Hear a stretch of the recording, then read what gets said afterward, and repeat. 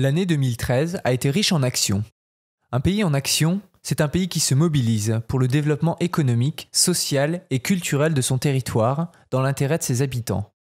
Favoriser son développement, c'est s'investir et innover au quotidien pour soutenir l'activité économique locale, protéger notre environnement, économiser nos énergies, améliorer la qualité de vie des habitants et ainsi relever les défis d'aujourd'hui et de demain.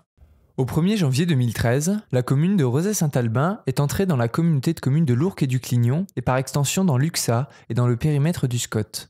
Un second débat sur le projet d'aménagement et de développement durable s'est donc tenu et a été présenté aux personnes publiques associées et aux élus au sein des conseils communautaires. Pour la mise en compatibilité avec le SCOT, l'UXA accompagne les collectivités dans la révision ou modification de leurs documents d'urbanisme. L'UXA élabore conjointement un schéma de cohérence territoriale et un plan climat-énergie territorial.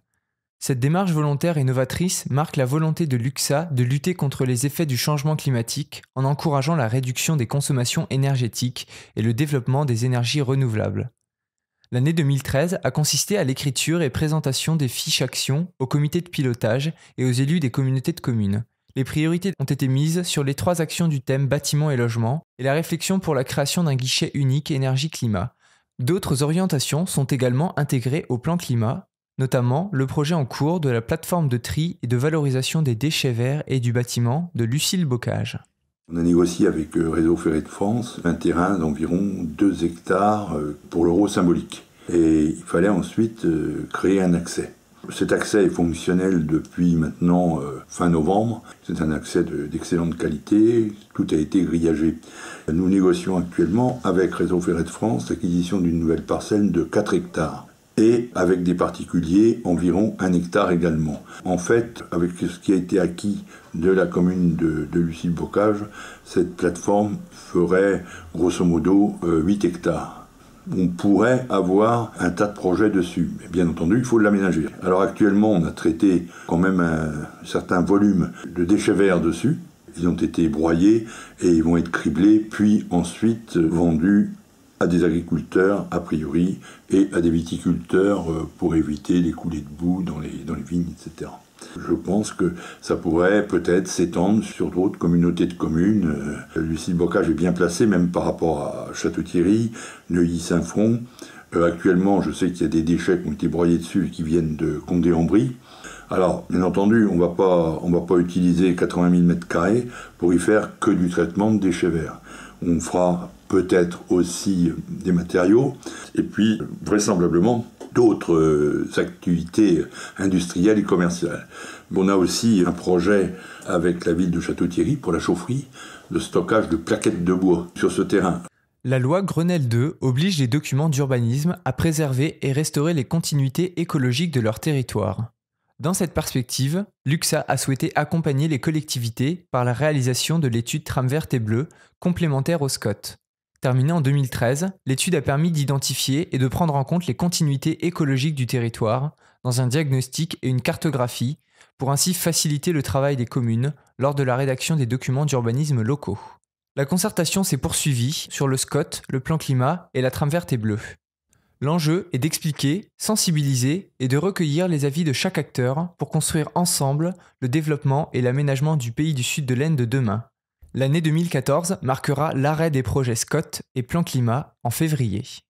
En 2013, la communauté de communes de l'Ourcq et du Clignon et la communauté de communes du Tardenois ont rédigé leur contrat global d'action pour la préservation de l'eau. On a des rues et des rivières qui sont plus ou moins polluées, entre autres des rues qui sont classées en zone rouge, du côté de la commune de la CCOC et aussi du Tardenois. Donc le but, c'est quand même d'améliorer la qualité. Là, c'est une évidence, on a le bassin versant de l'Ourcq, continuité de le territoire, continuité de la population, puisqu'on n'a que des territoires ruraux, on n'a pas de grosses villes. Tous les rejets, toutes les actions qui sont menées sur ces territoires ont qu'un seul but, c'est qu'ils vont dans l'Ourcq. C'est logique qu'on travaille ensemble. Et en plus, on a fait une économie d'échelle, puisqu'on a un seul chargé de mission pour les 2 communes. On a une multitude d'actions, donc déjà au niveau de l'assainissement dans les communes, et aussi au niveau des hameaux et des petites communes. Mais après, on a des actions aussi au niveau des agriculteurs. Avec la signature de ce contrat, l'intégralité du pays sera désormais couvert par des contrats globaux en faveur de la protection de l'eau. L'UXA a inscrit dans ce contrat sa mission d'accompagnement des collectivités par la mise en œuvre de la charte d'entretien des espaces publics pour la préservation de la ressource en eau et des milieux aquatiques.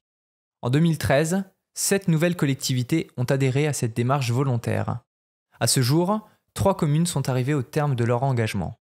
Une convention de partenariat a été signée avec le Conservatoire d'espaces naturels de Picardie afin de préserver la diversité des milieux naturels grâce à l'installation d'un crapauduc le long de la route de Beuvarde. Le Conservatoire et l'UXA ont permis la préservation d'environ 10 000 amphibiens. En 2013, la Brigade Verte a effectué 18 chantiers, soit 92 jours de travail. Ils sont notamment intervenus 30 jours sur le chantier de l'étang de la Conge, à Étampes-sur-Marne, pour restauration du milieu naturel. En 2013, l'équipe du CLIC a répondu à 731 nouvelles demandes de personnes âgées qui ont conduit le service à mener 2378 entretiens. L'équipe a également mis en œuvre des actions de prévention indispensables pour communiquer et favoriser le maintien à domicile des personnes âgées. La conférence Les oubliés d'Alzheimer, organisée le 16 janvier, a répondu à une réelle préoccupation des familles et a rassemblé plus de 400 personnes. À la suite de cette rencontre, le CLIC organisera de février à juin 10 rencontres d'information et d'échanges destinées à tous les aidants, qui consacrent du temps à une personne âgée en perte d'autonomie. Ces séances permettront de répondre aux questions que se posent les aidants tout en leur proposant un moment de répit. L'UXA a été retenu par l'Agence régionale de santé de Picardie pour porter la maison pour l'autonomie et l'intégration des malades d'Alzheimer et des personnes âgées en perte d'autonomie, MAIA. Ce dispositif va permettre de réduire la dispersion des services et des aides en favorisant la circulation de l'information entre les différents professionnels qui interviennent auprès des personnes en perte d'autonomie. Lorsque la situation des personnes est jugée complexe, elles bénéficieront de l'intervention d'un gestionnaire de cas pour un suivi plus personnalisé. En partenariat avec les hôpitaux de Château-Thierry et de Villiers-Saint-Denis, les maisons de retraite et l'ensemble des prestataires du service du territoire, ce dispositif permettra de réduire le nombre d'hospitalisations et facilitera le maintien à domicile des personnes âgées. Les classes et ateliers du patrimoine proposent aux enfants scolarisés une découverte de la géographie, de l'histoire et du patrimoine du pays du Sud de l'Aisne. En 2013, ce sont 815 enfants qui ont été accueillis à la ferme du Ruchailly. L'UXA a poursuivi sa politique de formation à l'animation et à la direction des accueils de loisirs du territoire. 40 stagiaires ont ainsi été formés au BAFA et 4 stagiaires ont fini leur parcours de formation BAFD. Le festival Musique en Aumois soufflera cette année ses 30 bougies. Festival classique à ses débuts, il a évolué au fil des années pour devenir l'un des rendez-vous incontournables de l'été dans le sud de l'Aisne, avec une programmation actuelle et innovante. Cet été, le festival sera accueilli par les communes de Ferrand-Ardenois, Château-Thierry, Chézy-sur-Marne, Montières, Courtemont-Varennes et Chiéry. Le programme Leader est un programme de l'Union européenne destiné à soutenir des projets en zone rurale. En 2013, il a permis le financement de 19 projets sur le sud de l'Aisne pour un total de 300 000 €. Le programme Leader arrive à son terme en décembre 2014. Il reste à programmer environ 399 000 €. N'hésitez pas à contacter l'équipe Leader pour savoir si votre projet peut recevoir une contrepartie européenne. Véritable plus-value pour le développement local et le rayonnement du territoire, l'UXA souhaite poursuivre la dynamique engagée et renouveler sa candidature pour la prochaine programmation Leader. Le tourisme représente un potentiel majeur de développement économique et culturel pour le sud de l'Aisne. Afin de favoriser l'attractivité du territoire et de s'adapter aux attentes nouvelles des touristes, les élus du sud de l'Aisne ont voté la création de la Maison du Tourisme. La Maison du Tourisme, regroupant les territoires de Condé-en-Brie, Charly-sur-Marne, Ferrand-Ardenois et Château-Thierry, a été créée fin de l'année 2013. Les objectifs de cette Maison du Tourisme sont de promouvoir l'ensemble de ce territoire, avec des atouts incontestables qui sont la proximité de Paris, la proximité de l'aéroport, l'entrée de la Champagne, tous ces sites culturels et tout ce patrimoine qui font la richesse de ce territoire. Toute l'équipe de cette Maison du Tourisme, regroupant l'ensemble des personnels et des anciennetés, se mettent à la disposition de ce territoire pour cette promotion. Il est évident que c'est un travail en commun qui va regrouper l'ensemble des prestataires, mais également l'ensemble des élus. Et nous comptons sur l'investissement de chacun et chacune pour que ce territoire puisse prendre la place qu'elle mérite au niveau touristique. En 2013, le Conseil de développement a poursuivi son rôle d'analyse et de force de proposition. En partenariat avec Globe 21, la Commission 1 a poursuivi le travail lié au développement et à la structuration de la filière bois. Elle s'est aussi engagée dans de nouvelles actions relatives aux économies d'énergie et à l'identification de nouvelles sources d'énergie appropriées aux pays du sud de l'Aisne. La Commission Développement économique a participé à l'élaboration d'un programme de formation, information, énergie, habitat qui se poursuivra en 2014. La Commission 2 a travaillé sur la mobilité en développant le covoiturage à l'échelle du pays du sud de l'Aisne.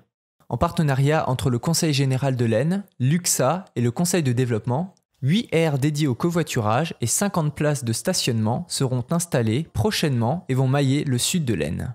Enfin, le thème de la collecte des matériaux recyclables a également été développé. Des temps de réflexion ont été organisés sur la collecte et le recyclage du papier et des textiles à l'échelle du sud de l'Aisne. Une réflexion pour la création d'une recyclerie-ressourcerie a par ailleurs été menée.